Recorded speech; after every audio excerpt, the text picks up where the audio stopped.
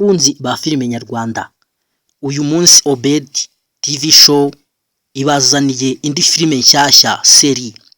Ubu iyi ni episode ya mbere dutangiye, gusa umutwe cyangwa se izina ry'iyo filime ryitwa Why Me. Wakwibaza uti kubera iki izina ryahiswemo? Gusa wowe kurikirana iyi filime umunsi ku wundi bizatuma urushaho kwikunda no kuyisobanukirwa bihagije. Dutangiranye n'umugabo ufite akababaro kenshi cyane, gusa mbere yaho gatoya byari byiza. We n'umugore bari basohotse, gusa batavuga ku kintu kimwe habe na gatoya. Umugore yifuzaga ko umugabo yamugurira agashoti kubera ko banywaga fanta. Umugabo yizerera mu Mana, naho umugore we ntabwo byabikozwa. Nyuma yaho nibwo ushinzwe kwakira abakiriya yabazaniye ibyo kurya igihe bari batangiye kuba bafungura. Nyamara telefone y'umudamu yasonnye. Imaze gusona ahita ajya kuyitabira kure, kuko bigaragara hari ibyo yakingaga umugabo we.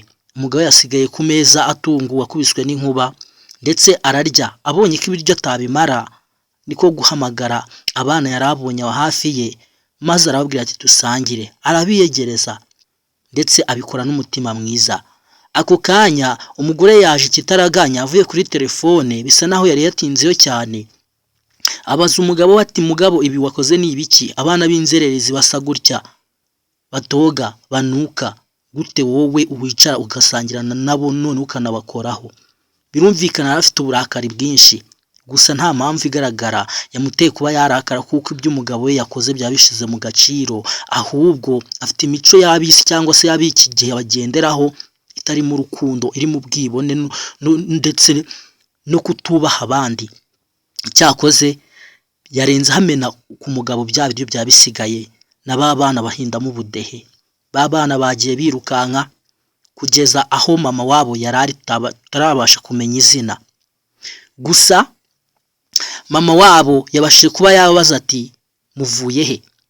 Mu by'ukuri kubera iki ibi biryo bihumura gutya mu bikuye? Nababujije gusabiriza. Birumvikana nk'umubyeyi w'umukene ucuruza agataro hari kondisiyo yabashiriyeho.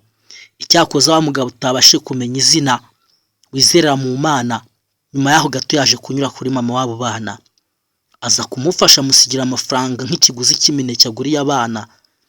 Uwo mugore ntakamenye ko burya yari impano y'Imana, yagombaga kuba yakwishyura inzu, kuko nyiri byondo nawe yaramumereye nabi, cyangwa se umukodesha inzu. Nyuma yaho gatoya nibwo bamuhaye gasopo n'inyuro nyinshi.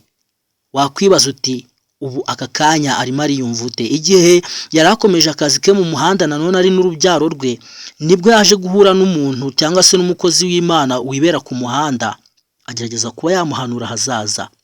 Ngaho reka dutegereze igice gikurikira tureke kigiye kutuzanira. Gusa iri ryari itangiriro, ndumva ko iri tangiriro riryoshye.